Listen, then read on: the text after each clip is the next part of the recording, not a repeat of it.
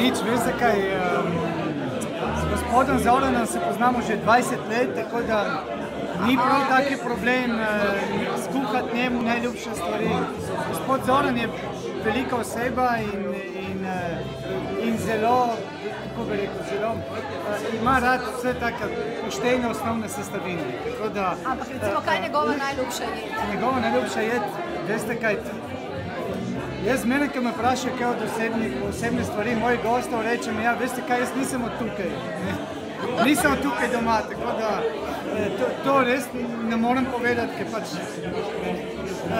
ima pa zelo rad pečen pršut. Ta naš pečen pršut je postal že malo stalnica. A ste to videli? To smo videli.